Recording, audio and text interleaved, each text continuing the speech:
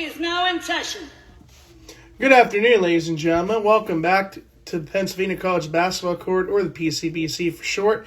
This is Season 2, Episode 38 of this wonderful podcast here on Instagram Live.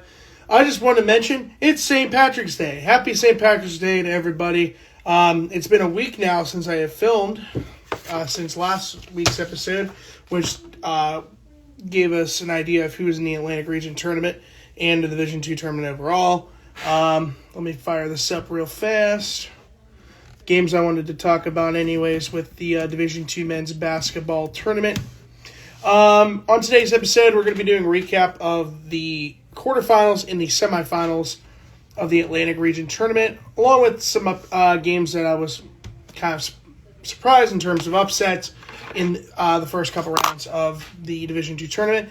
Then we'll talk about players who are currently in the transfer portal as of right now. Then we'll talk about March Madness, actual Division I March Madness. This field of 68 has officially been announced for that, so I'm going to go through that in relatively decent amount of time. But I am your host, the Honorable Judge No, reporting live from Slippery Rock, Pennsylvania today. So let's get started.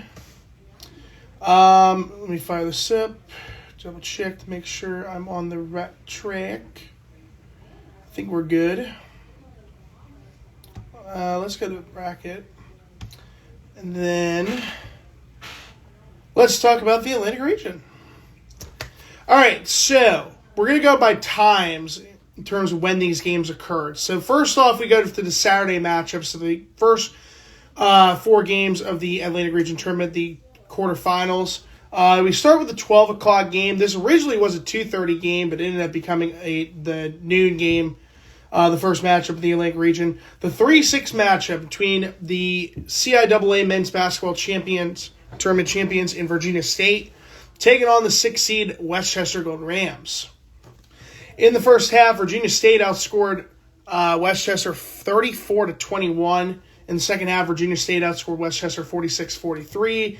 For the Trojans to advance to win 80-64, Westchester finished their season 23-7. Not a good way to end their tournament in terms of that. But anyways, their top scorer was Elijah Allen, who was the only player for the Golden Rams who actually had double-digit points. In 34 minutes, he was 9 of 16 from the floor, 3 of 9 from three-point range, 4 of 5 from the free throw line, 7 rebounds, 1 assist, and 1 steal for 25 points in his last game in his collegiate career.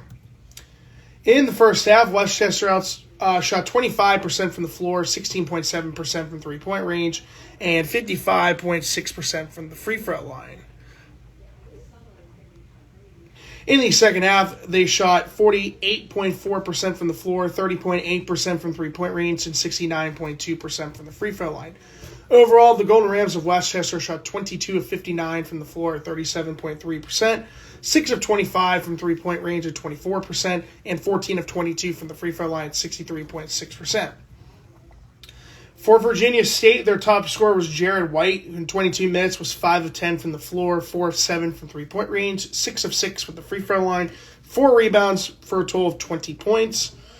2 players were 12 points, Jacob Cooper and Clint Wright Jr. Cooper in 29 minutes was 3 of 4 from the floor, 0 of 1 from three-point range, 6 of 6 from the free throw line, 2 rebounds, 4 assists, and 2 steals for 12 points. Wright Jr. in 21 minutes was 4 of 9 from the floor, 3 of 6 from three-point range, and 1 of 2 from the free throw line, 2 rebounds, and 1 assist for 12 points. And Kendall Bynum off the bench in 27 minutes was 2 of 8 from the floor, 1 of 2 from three-point range, 5 of 5 from the free throw line, 1 rebound, 5 assists, 1 block, and 1 steal for 10 points.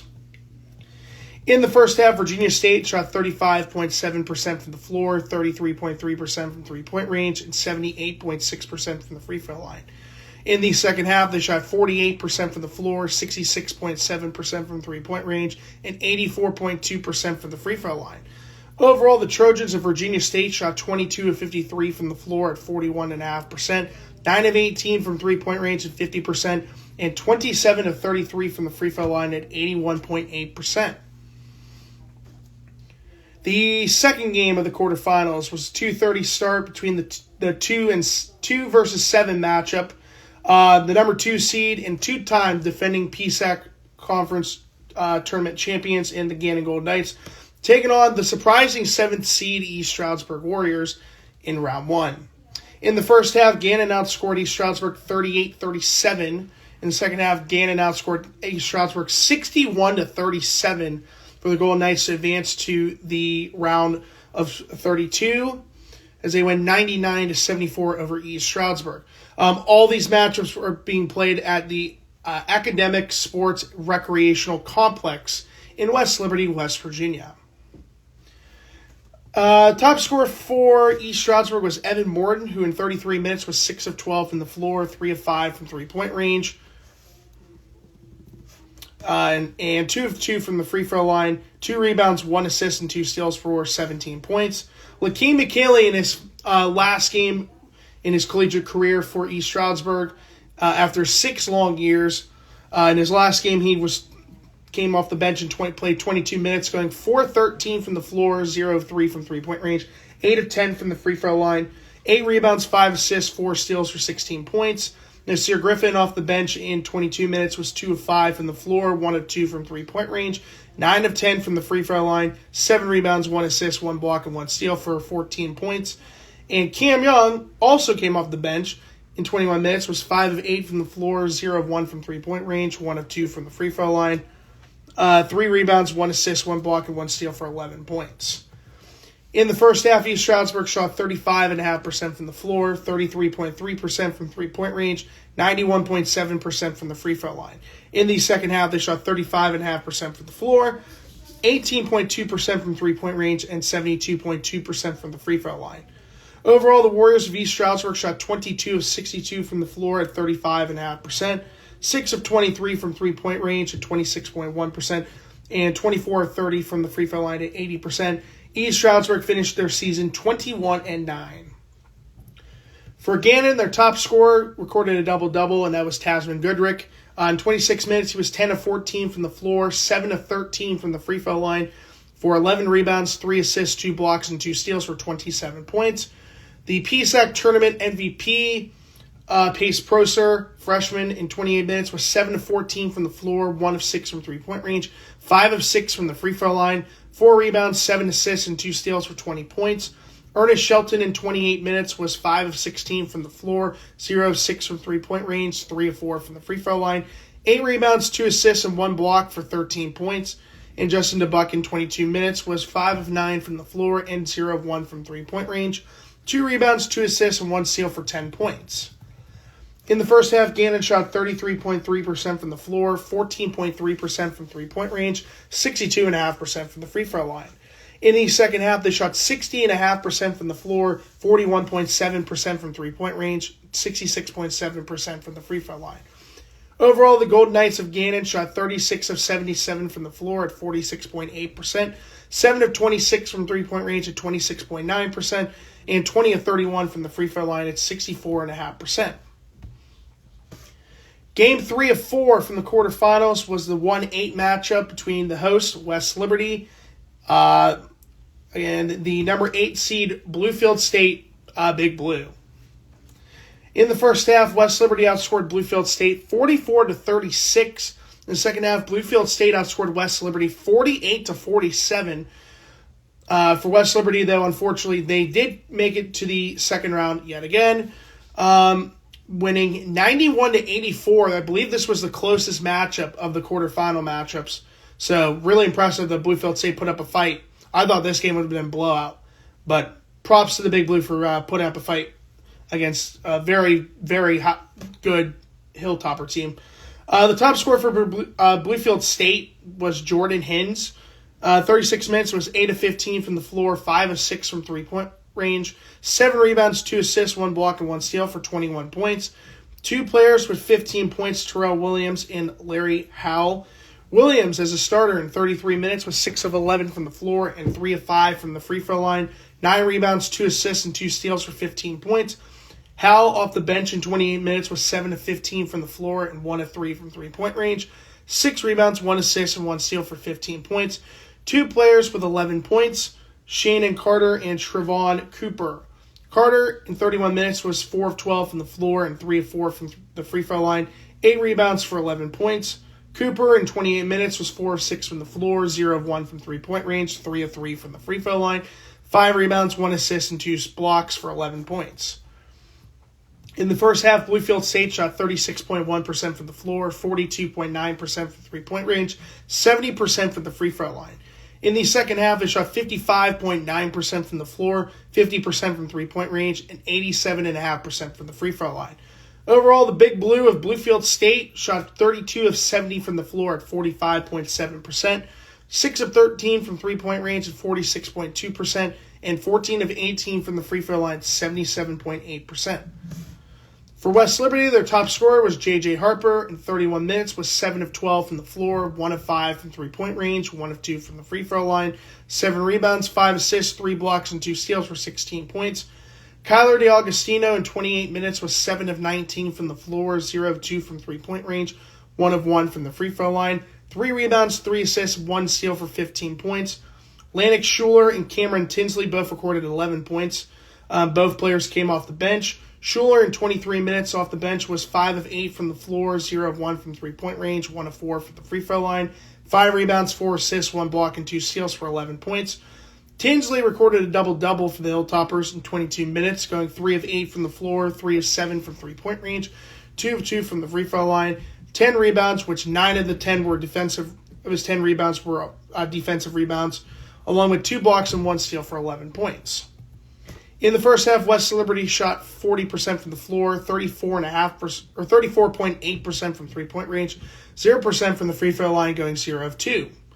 In the second half, they shot 52.8% from the floor, 23.1% from three-point range, and 60% from the free throw line. Overall, the Hilltoppers of West Liberty shot 37 of 81 from the floor at 45.7%, 11 of 36 from three-point range at 30.6%, and 6 of 12 from the free throw line at 50%. And the fourth and final matchup was 8:30 start, the 4-5 matchup. Fayetteville State against the Mountain East Conference champions in Fairmont State. This, I was kind of surprised, the outcome of this game. In the first half, Fayetteville State outscored Fairmont State 33-20. In the second half, Fairmont State outscored Fayetteville State 36-23, requiring overtime. In overtime, Fayetteville State outscored Fairmont State 18-11. The Broncos advanced to the semifinals of the Atlantic Region Tournament, winning 74-67 over Fairmont State. The Falcons finished their season 27-5. Also, I forgot to mention the Big Blue of Fairmont State. They finished their season 19-12. The top scorer for Fairmont State was the tournament MVP of the Mountain East Conference Tournament, Rudy Fitzgibbons III. In 36 minutes, he was 9 of 18 from the floor, 9 of 14 from three-point range, 2 of 4 from the free throw line, 3 rebounds, and 2 assists with 2 steals for 29 points. David Yolinder in 41 minutes was 4 of 8 from the floor, 0 of 2 from three-point range, 4 of 6 from the free throw line, 5 rebounds, 2 assists, and 1 steal for 12 points.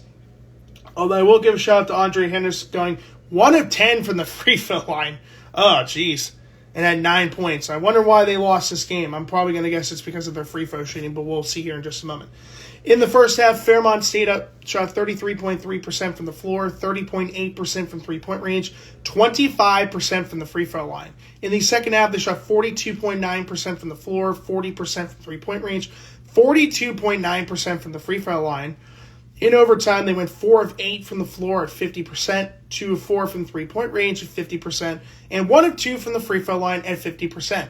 Overall, the Falcons of Fairmont State shot 23 of 57 from the floor at 40.4%, 12 of 32 from three-point range at 37.5%, and 9 of 24 from the free throw line at 37.5%. I got to look up their stats from the championship game because I think they were like almost 90%. What is Tucker's deal?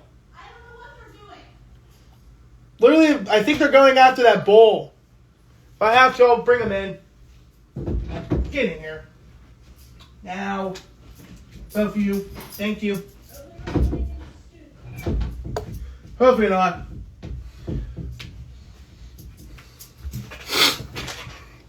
Okay. Sorry about that. For Fayetteville State, their top scorer was Isaiah Ray, who came off the bench and played 32 minutes, who recorded a double-double, going 9 of 11 from the floor, 3 of 3 from three-point range, and 2 of 2 from the free throw line. 11 rebounds, 2 assists, and 2 steals for 23 points. He was one of 2 players for the Broncos who recorded a double-double. Tyrell Fletcher in 43 minutes was 6 of 17 from the floor, 1 of 5 from three-point range, 5 of 7 from the free throw line, 2 rebounds, 2 assists, and 1 steal for 18 points. And Caleb Simmons in 42 minutes also recorded a double-double for Fayetteville State, going 4 of 10 from the floor, 0 of 2 from three-point range, 6 of 7 from the free throw line, 11 rebounds, 2 assists, 1 block, and 1 steal for 14 points. In the first half, Fayetteville State shot 40% from the floor, 22.2% from three-point range, 100% from the free throw line. In the second half, they shot 39.1% from the floor, 28.6% from three-point range, 42.9% from the free throw line. In overtime, they shot 3 of 6 from the floor at 50%, 1 of 1 from three-point range at 100%, and 11 of 12 from the free throw line at 91.7%. Overall, the Broncos of Fayetteville State shot 24 of 59 from the floor at 40.7%, 5 of 17 from three-point range at 29.4%, and 21 of 26 from the free throw line at 80.8%. So, yeah, key reason why they lost this game was definitely because of the free throws. I mean, 37.5% versus 80.8%. Big difference there. I just want to look up their stats from the previous game. Fairmont State free throw shooting was 18 of 24. So they basically lost half of their potential in the free throw shooting. It tanked by 37.5%. That's bad. So now we get to the semifinal matchups from yesterday. First one was a 5 o'clock game between the 2 versus 3 seeds. Gannon and Virginia State. And this was a blowout too. Both games actually were blowouts. In the first half, Gannon outscored Virginia State 39-21. In the second half, Gannon outscored Virginia State 53-45. Gannon, for the second year in a row, advances to the Atlantic Region Championship game, beating Virginia State 92-66.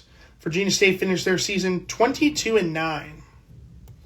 The top scorer for Virginia State was Kendall Bynum, who off the bench in 28 minutes was 6 of 9 from the floor and 0 of 1 from three-point range.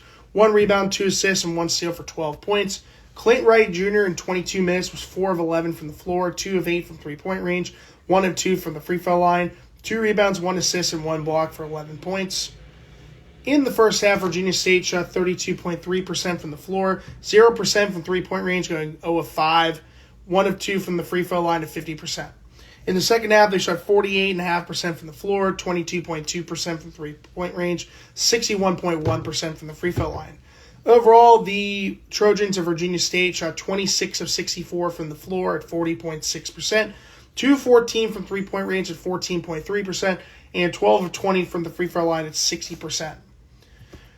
For Gannon, their top scorer was Ernest Shelton, who in 27 minutes was 9 of 20 from the floor, 3 of 10 from three-point range, 11 of 13 from the free throw line, 5 rebounds, 1 assist, 2 blocks, and 2 steals for 32 points. Justin DeBuck in 24 minutes was 6 of 12 from the floor, 3 of 5 from three-point range, 4 of 6 from the free throw line, 4 rebounds, 2 assists, and 1 steal for 19 points. Tasman Goodrick recorded a double-double in 23 minutes, going 4 of 8 from the floor and 4 of 6 from the free throw line, 11 rebounds and 3 steals for 12 points. In the first half, Gannon shot 36.8% from the floor, 26.7% from three-point range, 70% from the free throw line. In the second half, they shot 38.9% from the floor, 42.9% from three-point range, 73.1% from the free throw line. Overall, the Golden Knights of Gannon shot 28 of 74 from the floor at 37.8%, 10 of 29 from three-point range at 34.5%, 26 of 36 from the free throw line at 72.2%. And the 7:30 semifinal matchup. Everything okay? Just getting garbage? All right, so the second semifinals game from last night. West Liberty and Fayetteville State, 1 versus 4. In the first half, West Liberty outscored Fayetteville State 39-29. In the second half, West Liberty outscored Fayetteville State 50-40. For the Hilltoppers to advance to their first Atlantic Region Championship game, which I believe since 2023, when IUP lost to them in 2023. That was the last time IUP made that far. Hard to believe. With West Liberty winning 89-69 over Fayetteville State. Fayetteville State finished their season 23-9. Top scorer for Fayetteville State was Tyrell Fletcher in 38 minutes with 7 of 12 from the floor, 0 of 1 from three-point range, 1 of 1 from the free throw line, 2 rebounds, 3 assists, and 1 steal for 15 points. Maista Goodlow in 17 minutes was 4-6 from the floor, 1 of 3 from three-point range, 3 of 4 from the free throw line, 4 rebounds, 1 block, and 2 steals for 12 points. Isaiah Ray, Goodlow and Ray both came off the bench. Isaiah Ray in 19 minutes off the bench was 3 of 5 from the floor, 1 of 1 from three-point range, 3 of 3 from the free throw line, 3 rebounds, 1 block, and 3 steals for 10 points. In the first half, Fayetteville State shot 45% from the floor, 33.3% from three-point range, 83.3% from the free throw line. In the second half, they shot 40.6% from the floor, 21.4% from three-point range, 100% from the free throw line. Overall, the Broncos of Fayetteville State shot 22 of 52 from the floor at 42.3%, 4 of 17 from three-point range at 23.5%, and 21 of 23 from the free throw line at 91.3%. For West Liberty, they had 2 scorers with 16 points, Dante Spadafora and Lannick Schuler. Spadafora starting and played 27 minutes, going 5 of 9 from the floor, 5 of 8 from three-point range, 1 of 2 from the free throw line, 1 rebound, 1 assist, and 1 steal for 16 points. Schuler off the bench in 17 minutes was 3 of 5 from the floor and 10 of 11 from the free throw line, 2 rebounds, 1 assist, and 1 steal for 16 points. Finley, Woodward, and Kyler DiAugustino both recorded 13 points. Woodward in 26 minutes going 5 of 6 from the floor, 0 of 1 from three-point range, 3 of 4 from the free throw line, recorded a double-double with 10 rebounds, 5 assists, 1 block, and 3 steals for 13 points. DiAugustino in 24 minutes was 6 of 11 from the floor, 1 of 3 from three-point range, 3 rebounds, 1 assist, and 2 steals for 13 points. In the first half, West Liberty shot 46.9% from the floor, 38.9% from three-point range, 50% from the free throw line. In the second half, they shot 48.3% from the floor, 26.7% from three-point range, 94.7% from the free throw line. Overall, the Hilltoppers of West Liberty shot 29 of 61 from the floor at 47.5%, 11 of 33 from three-point range at 33.3%, and 20 of 23 from the free throw line at 87%. Let's see. Division 2. It's going to go from the top to the bottom. We actually have a region championship game tonight. I think it's the West region. Point Loma versus, is this California State? Let's see, California State dominant Dominican Hills is the only matchup of the Sweet 16 matchups for tonight. Let's see, any upsets. First round, nothing in the Atlantic region. 5th seed Concordia St. Paul beat 4th seed Minnesota State 83-71. 2 seed won. Minnesota State Moorhead won. Winona State 3 seed, they won. Let's see, going down again. Damon won. Oh, Damon lost. Actually, I'll talk about that here in a minute. St. Thomas Aquinas, the 5 seed, beat 4th seed Pace. 7 seed Dominican New York, the Chargers, they beat 2 seed Adelphi by 19 points. 6 seed Assumption beat 3 seed Southern New Hampshire by 26 points. No upsets in the Midwest. To the Southeast, Nova Southeastern won again. Actually, we'll talk about that here in a minute. 5th seed Lynn beat 4th seed Valdosta State 86-74. Alabama Huntsville, Florida Southern, no changes. 5th seed North Carolina Pembroke, they won't beat Lincoln Memorial 90-88. Good matchup. South Carolina Aiken, Lenore Rye won, so 2-3 won. 6th seed in, I think this is the Southwest. St. Mary's, Texas beat 3 seed Lubbock Christian 67-61. The West, California State San Bernardino won against 4th seed Biola 88-77. 6th seeded Central Washington beat Chico State Third seed Chico State 82-79. Round of 32. Lenore Ryan beat South Carolina Aiken. Missouri S&T. Damon lost. So how about Damon? The number 1 overall seed. They were 28-0 going into their matchup last night. Lost to their rivals in St. Thomas Aquinas. So that'll be interesting to see. So we're looking at the overall matchups going into tomorrow. So again, Point Loma versus California State Dominican Hills. That's tonight. The 1 versus 2 matchup in the West. Tomorrow, we got 4 games at 7, 3 games at 8. Big matchup. This is going to be a really good matchup in the Southeast. The number 2 seed Alabama Huntsville against number 1 seed Nova Southeastern. Alabama Huntsville's won 32 games in a row overall. Nova Southeastern's won 83 games in a row on home court. That's an NCAA Division II record. The East, 6th seeded Assumption versus 5th seed St. Thomas Aquinas. So that'll be a good matchup. 3rd seed Lenore Ryan hosting 5th seed UNC Pembroke. Dallas Baptiste, the number 1 seed, taking on the 2 seed Colorado School of Mines. 2 seed Lake Superior State against number 4 seed UMSL. I would guess that's Minnesota or Missouri St. Louis is the 4 seed in that. Then 2 seed Minnesota State Moorhead against number 1 seed Washburn, who's a heavy hitter. Lake Superior State beat Gannon earlier this season. And then the Atlantic Region Championship game, the 2 seed Gannon versus the 1 seed West Liberty. That's going to be a terrific game. I'm picking West Liberty to win that one. I guess we might as well pick them. But anyways, that's what I got for that. Now let's talk about the transfers. So this is players that are from either the PSAC, the CIAA, or the Mountain East Conference. Names I do not have listed in stars are players that I think are reasonable players, or players that I'm just like, okay, I've never heard of them before. So let's look at the list. So this is just from when we started with the PSAC tournament and the Mountain East Conference tournament not that long ago.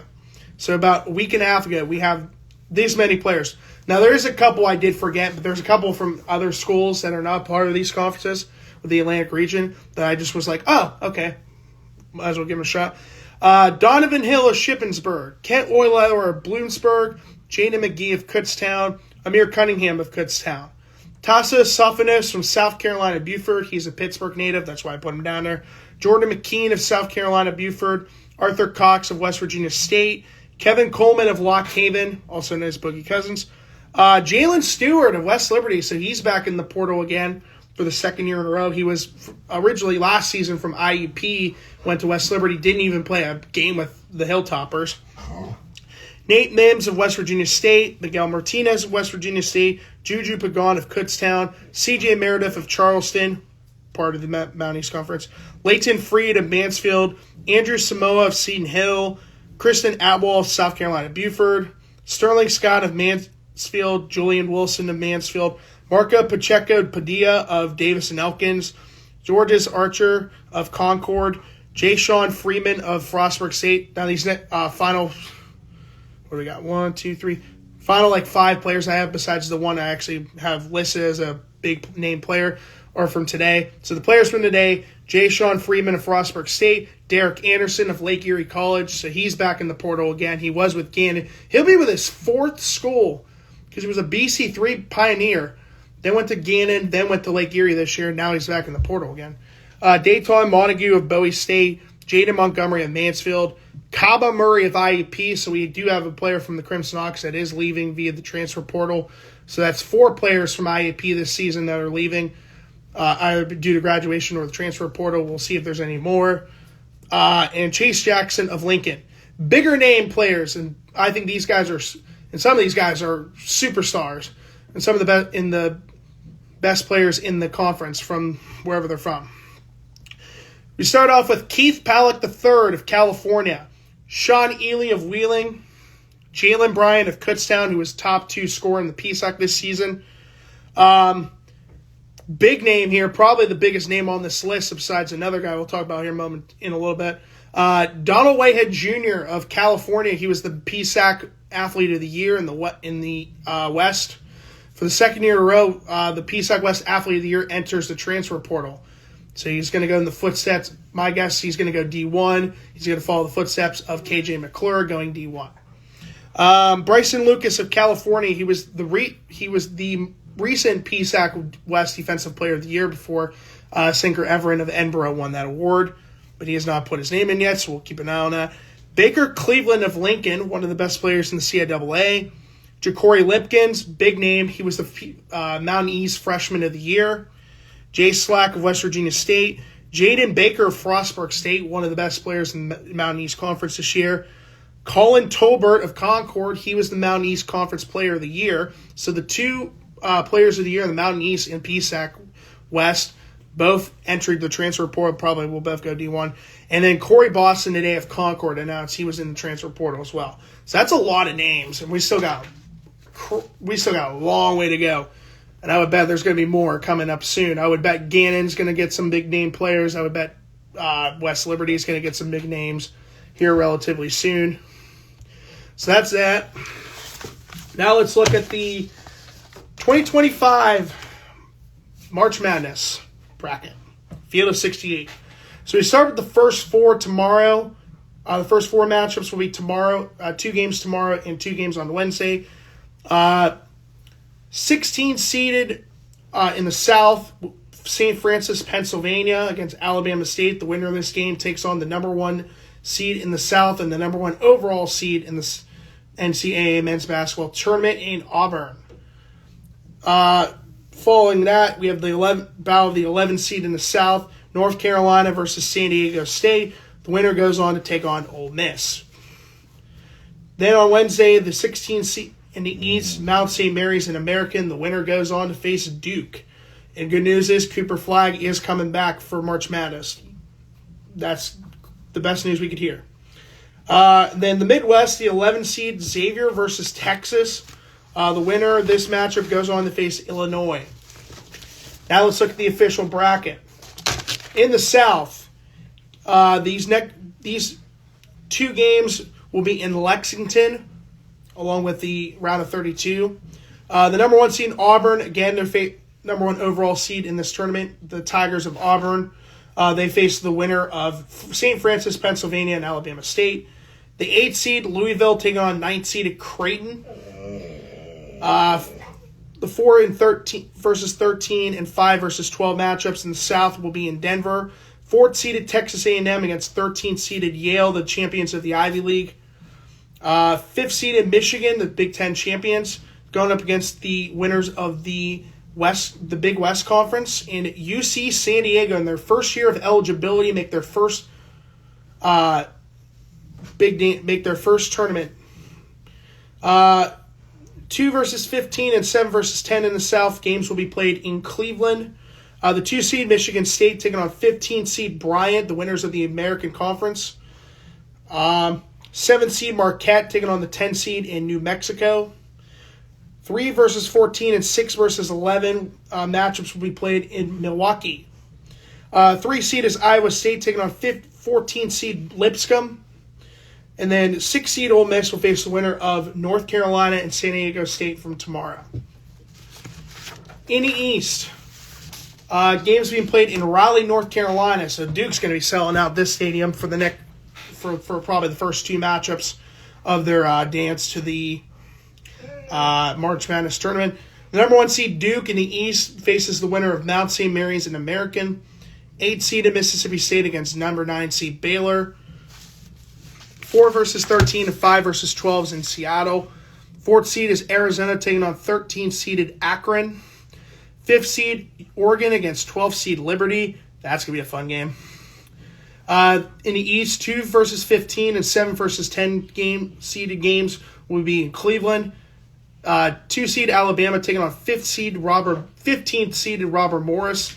First time since 2015 the Colonials get in, and they have a former Gannon Golden Knight on their roster. Josh Amahafo will be having a good time in the party for Robert Morris, although I think Alabama's going to win that game. And then finally in the East, 3 versus 14 and 6 versus 11 games will be in Denver. 3rd seed Wisconsin against 14 seeded Montana. 6th seeded BYU versus 11 seed VCU, Virginia Commonwealth University. To the Midwest, the number 1 seed Houston taking on 16 seeded SIU Edwardsville in their first appearance in the tournament. The 8-9 matchup is going to be a good one. 8 seeded Gonzaga and 9 seeded Georgia. The 1 versus 16 and 8 versus 9 matchups will be played in Wichita. 4 versus 13 and 5 versus 12 seed games will be played in Providence. 4th seeded Purdue taking on 13th seed High Point. I think this is High Point's first time in the tournament. 5th seed Clemson against 12th seed McNeese. That's going to be a good game. 2 versus 15 and 7 versus 10 in Midwest games will be in Lexington. 2-seeded Tennessee will take on 15-seed Wofford. They had good old Jack Fletcher from like a couple years ago. That was a fun team as well. The 7-10 matchup is 7-seed UCLA against 10-seed Utah State. 3 versus 14 and 6 versus 11 games will be in Milwaukee. 3rd seed Kentucky takes on 14-seed Troy. 6th seed Illinois faces the winner of Xavier and Texas. And finally, in the West, the number 1 seed in the West is Florida, the winners of the SEC tournament, taking on 16-seed Norfolk State of the winners of the MEAC conference tournament. And then 8 versus 9 matchup, 8-seed UConn, the two-time defending national champions, taking on 9th-seed Oklahoma. These games will be played in Raleigh, North Carolina. The 4 versus 13 and 5 versus 12 in the West bracket. Games will be played in Seattle. 4th seed Maryland against 13th seed Grand Canyon. And then 5th seeded Memphis going up against 12th seeded Colorado State, who has Butler, Pennsylvania native Ethan Morton, who will most likely be playing his last game of his collegiate career. Hard to believe his collegiate career is already over. It feels like 5 years ago that the team could have won the states if it wasn't for COVID. 2 versus 15 and 7 versus 10 matchups will be in Providence. The 2 seed is St. John's, the winners of the Big East tournament. What a change for them with Rick Pitino. Against 15 seeded Omaha. This matchup I'm really excited about. 7 seeded Kansas against 10 seed Arkansas. Bill Self versus John Calipari, 2 of the best coaches in NCAA basketball history, going up against one another. And then 3 versus 14 and 6 versus 11 matchups in Wichita. The 3 seed is Texas Tech going up against 14 seed UNC Wilmington. And then 6 seed in Missouri going up against number 11 Drake with former Northwest Missouri State head coach Ben McCollum, who has had a terrific first season in Division I after having an incredible run at Northwest Missouri State, winning, I believe, 4 national championships. The East... The Sweet 16 in the East will be held at Newark at the Prudential Center. Midwest is in Indianapolis at the Lucas Oil Stadium. The West is the San Francisco Chase Center in San Francisco, holding the Golden State Warriors. And then the South is Atlanta at the State Farm Arena, home to the Atlanta Hawks. And then wait and see who gets it into the Final Four. I believe it is Auburn versus... Let me see. Auburn versus Florida. And then I have Duke versus, I believe it is Tennessee. So Duke versus Tennessee. I have Florida going up against Tennessee. No, I have Florida against Duke. And I have Florida winning. A pretty close matchup. So we'll have to wait and see where we go from there. But anyways, guys, so here's the scenario. If Gannon wins tomorrow, then we move on to the Elite Eight, and there is going to be another episode coming up next Wednesday. However, if Gannon loses tomorrow against West Liberty, the final episode of Season 2 will be this Wednesday, coming up on March 19th. So stick around. We will have at least one episode for now, but if Gannon loses, then this Wednesday's will be the Season 2 finale of this podcast. If Gannon wins, then we move on to next week for next Wednesday, which is March 26th. But anyways, guys, that's going to do it for this episode. I hope you guys have a wonderful St. Patrick's Day. Be safe and don't do dumb things. make smart decisions for yourself. I'm your host, the Honorable Judge Noah, saying so long and have a good rest of your day, and I will see you guys for episode